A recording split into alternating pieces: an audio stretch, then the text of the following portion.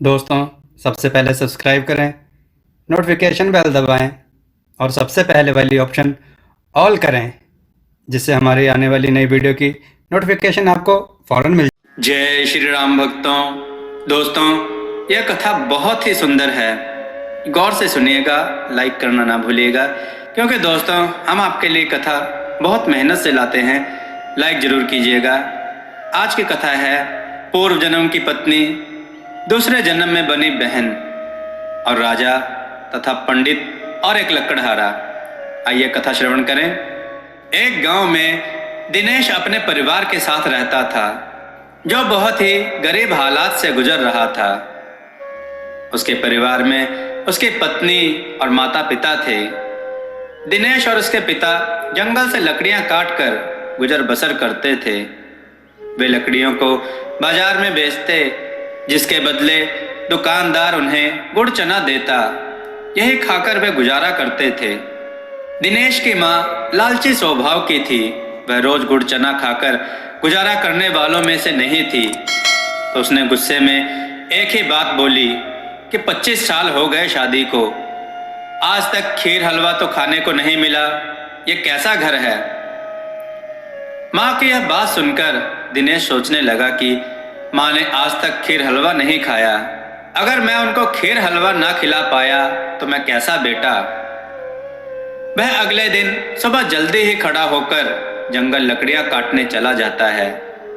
उस दिन वह ज्यादा लकड़ियां काटता है, जिससे वह गुड़ चने की जगह दुकानदार से पैसे मांगता है।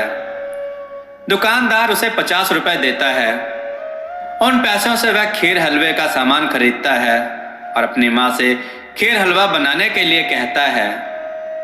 सामान देखकर उसकी माँ बहुत खुश होती है और बनाने की तैयारी करने लगती है। जैसे ही खीर हलवा बनकर तैयार होता है, दिनेश की माँ उसे 4 थालियों में डाल देती है। लेकिन अचानक उनके घर एक ब्राह्मण प्रकट होते हैं और भिक्षा की मांग करते हैं। उनके पास ब्राह्मण को देने के लिए कुछ नहीं था, तो दिनेश अपनी थाली भिक्षा समझकर ब्राह्मण को दे देता है। ब्राह्मण अत्यधिक प्रसन्न होते हैं, किंतु उसे खाने के बाद भी उनका पेट नहीं भरता।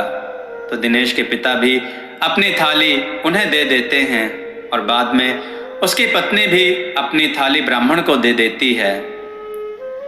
दिनेश की माँ यह सब कुछ देख रही थी। ब्राह्मण को देने के डर से वह जल्दी जल्दी खीर हलवा खा जाती है। ब्राह्मण वहां से चले जाते हैं और थोड़े ही दिनों में दिनेश और उनका परिवार धीरे धीरे मृत्यु को प्राप्त हो जाता है। उन सबका दूसरा जन्म होता है। दिनेश अगले जन्म में राजा बनकर जन्म लेता है।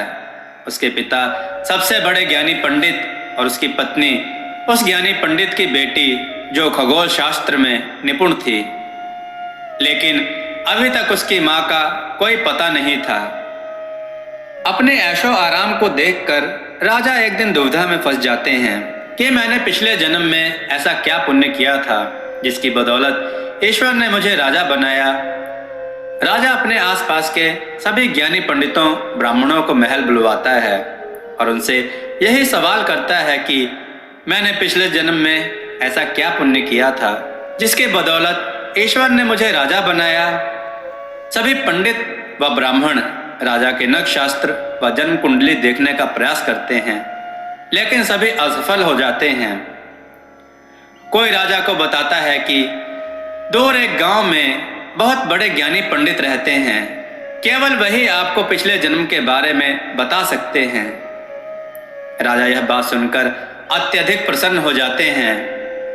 उस पंडित को बुलाने के लिए राजा भव्य समारोह का आदेश देते हैं। महल से उनके गांव तक फूल बिछाए जाते हैं। बैंड बाजों के साथ पंडित जी का स्वागत किया जाता है। जब वह पंडित महल पहुंचता है तो ना राजा को और ना ही उस पंडित को यह पता था कि हम दोनों पिछले जन्म में बाप बेटे थे।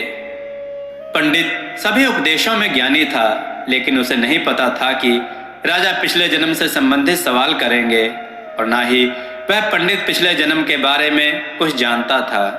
राजा वही सवाल पूछता है। पंडित में राजा को मना करने की हिम्मत थी नहीं, क्योंकि राजा को इसके और इसके ज्ञान के बारे में बहुत कुछ बताया गया था। तब पंडित ने राजा के सभी सवालों के जवाब देने के लिए 1 महीने का समय मांगा। राजा इतने प्रसन्न हुए कि उन्होंने पंडित के घर 1 महीने के लिए महल का राशन भिजवा दिया। दिन बीतते गए, पंडित घबराहट के मारे सूखने लगा कि 1 महीने होने पर क्या जवाब दूंगा। अपने पिता की हालत देख उसकी बेटी पूछने लगी, जो पिछले जन्म में राजा की पत्नी थी, पिताजी, कुछ दिनों से आप बहुत परेशान दिख रहे हैं, क्या बात है, मुझे बताइए। पिता यानी पंडित उसे सारी बात बताते हैं। बेटी ने गौर से सारी बात सुनी, जो खगोल शास्त्र में निपुण थी। कहती है, पिताजी आप परेशान ना हो, अगली बार जब महल जाना हो तो मुझे लेकर चलना, मैं दूंगी राजा के सभी सवालों का जवाब। 1 महीना पूरा हो जाता है, पंडित को महल बुलाया जाता है। राजा के पूछने पर वह बोलता है, महाराज यह बात तो इतनी छोटी है कि इसका जवाब मेरी बेटी भी दे सकती है। उसकी बेटी सामने आती है, वह काफी खूबसूरत थी। कन्या राजा के दोनों हाथ पकड़ती है और उन्हें स्वर्ग की यात्रा पर ले जाती है। वहां का दृश्य देखकर राजा अचंभित हो जाता है। ईश्वर ने वहां बहुत ही सुंदर महल बनवाया था, जहां चारों ओर सुख ही सुख थे।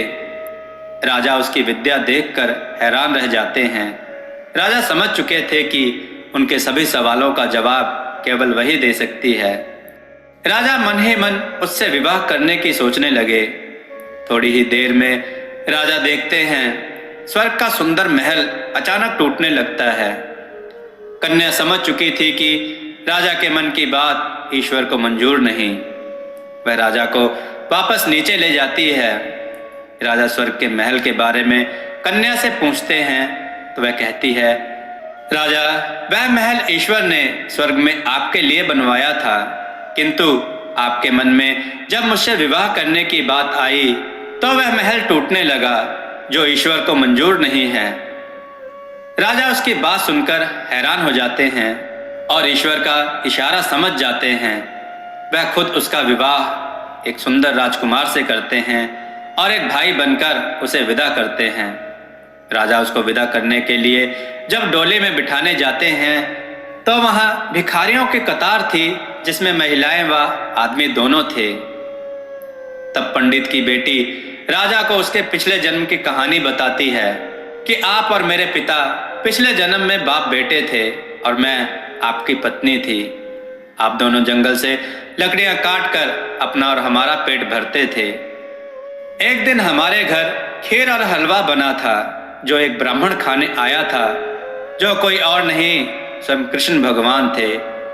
हम सब ने अपनी थाली उस ब्राह्मण को भिक्षा समझकर दे दी, लेकिन आपकी माँ ने अपनी भूख मिटानी चाहिए, जिसका फल ईश्वर ने हमें इस जन्म में दिया है।